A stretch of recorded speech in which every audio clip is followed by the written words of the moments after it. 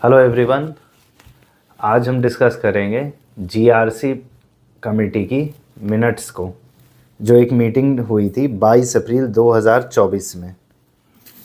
तो इसमें जीएसटी की मीटिंग में क्या क्या इशू रेज़ किया गया है, पॉइंट बाय पॉइंट हम लोग सब डिस्कस कर लेंगे। सबसे पहले ऑल इंडिया व्यापार मंडल ने क्या इशू रेज़ किया। उन्होंने कहा कि माइनर डिस्क्रिपेंसी यानी छोटे छोटे डिफरेंस के कारण, जैसे एड्रेस में कुछ डिफरेंस, इन सब के कारण डॉक्यूमेंट को रिजेक्ट कर दिया जा रहा है। दूसरा, लैक ऑफ यूनिफॉर्मिटी है डॉक्यूमेंट एक्सेप्ट करने में, यानी जब रजिस्ट्रेशन के लिए टैक्स पेयर जा रहे हैं तो कुछ ऑफिसर कुछ डॉक्यूमेंट को सही मान रहे हैं, कुछ ऑफिसर्स कुछ डॉक्यूमेंट को सही मान रहे हैं। इस कारण से भी दिक्कत हो रहा है। इस पे नेक्स्ट इशू क्या रेज किया गया, कहा गया कि ऑफिसर्स सुओ मोटो कैंसिल कर दे रहे हैं जीएसटी रजिस्ट्रेशन, यानी बिना टैक्स पेयर की सुने अपने मन से रजिस्ट्रेशन कैंसिल कर दे रहे, वो भी पिछली डेट से जब टैक्स पेयर रिटर्न फाइल कर रहे थे, रेट्रोस्पेक्टिव इफेक्ट से कैंसिल कर दे रहे हैं। इस पे कमिटी ने क्या कहा कि कम से कम सफिशिएंट अपॉर्चुनिटी दीजिए टैक्स पेयर को अपना व्यू पॉइंट रखने के लिए, यानी टैक्स पेयर को सुनिए कम से कम पहले।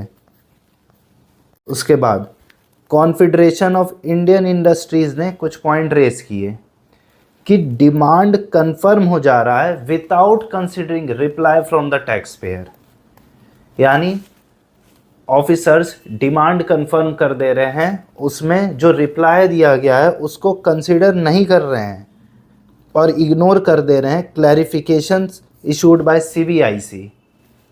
इस कारण से क्या हो रहा है, लिटिगेशन बहुत ज़्यादा बढ़ जा रहे हैं, जिसमें समय और पैसा टैक्स पेयर का दोनों लग रहा है और ईज़ ऑफ डूइंग बिजनेस भी इफ़ेक्ट हो रहा है।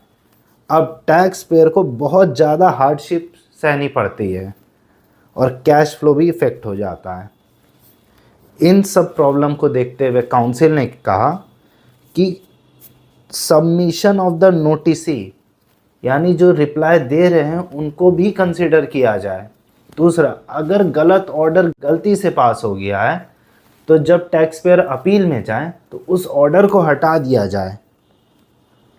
नेक्स्ट, कहा गया कि डेफिशिएंसी मेमो जो डिपार्टमेंट दे रहा है उसमें कोई भी वैलिड रीज़न नहीं दे रहा है, यानी जब आप रिफ़ंड के लिए जाएंगे वहाँ पे आपका रिफ़ंड रिजेक्ट कर दिया जाता है, पर एक परफेक्ट रीज़न नहीं बताया जाता।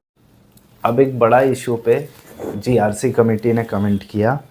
देखिए, पहले क्या होता था, आपको 7 दिन का टाइम दिया जाता था नोटिस पे रिप्लाई करने के लिए, तो इसमें कहा गया increase timeline to 30 days to respond to notice, क्योंकि पहले जीएसटीआर 1 और 3B में आपके कुछ डिफरेंस आया तो आपको एक नोटिस आता था जिसका रिप्लाई आपको 7 दिन के अंदर ही करना है, वरना आपका डिमांड वगैरह कन्फर्म हो जाते थे।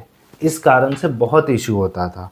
तो यहाँ लिखा जो टाइमलाइन प्रोवाइड किया गया है with in 7 days is very stringent. तो टैक्स पेयर को पता ही नहीं चलेगा, tax payer may not be even aware of such notice with in 7 days, और वो रिप्लाई भी नहीं कर पाएगा उतना शॉर्ट टाइम में, ठीक है, due to unavailability of concern employ या फिर कोई और रीज़न हो। तो कमेटी ने कहा किया कि वो एग्री करते हैं ये हार्डशिप फेस करना पड़ रहा है टैक्स पेयर को, और ये आगे बोर्ड को बताएंगे जिस कारण से इस मैटर को रिजॉल्व कर दिया जाए। नेक्स्ट, एक छोटा सा इशू है कि टैक्स पेयर को जो नोटिस दिया जाता है वो प्रॉपरली कम्युनिकेट नहीं होता था 7 दिन के अंदर पर्सनल हियरिंग के लिए, तो उसमें कहा गया कि थोड़ा सा इशू हो रहा था टेक्निकल ग्लिच के कारण पोर्टल को, वो अब रिजॉल्व कर दिया गया है। हाँ, नेक्स्ट एक इशू है सेक्शन 74 में नोटिस इशू करने का। अब क्या हो रहा था, इशू क्या था कि सेक्शन 74 में भी नोटिस इशू हो जाता इंस्टेड ऑफ सेक्शन 73। अब सेक्शन 74 क्या है मैं आपको बताता हूँ। अगर आपने कोई फ्रॉड किया है या फिर कोई सप्रेशन ऑफ फैक्ट किया है या विलफुल मिसस्टेटमेंट है आपका, तो आपको 74 में इशू किया जाता है नोटिस। पर इसको इशू करने के लिए डिपार्टमेंट के पास सफिशिएंट एविडेंस होना चाहिए कि आपने फ्रॉड किया है या विलफुल मिसस्टेटमेंट किया है। तो यही इशू रेज किया गया कि 74 में नोटिस इशू कर दिया जाता है। तो रिकमेंडेशन क्या दिया है कमेटी ने कि कम से कम 70 या 74 में जो इशू करना है नोटिस, वो डिपेंड करता है findings of the audit committee पे। Section SCN under section 74 routine nature का नहीं है कि आप ऐसे ही उसे लगा देंगे।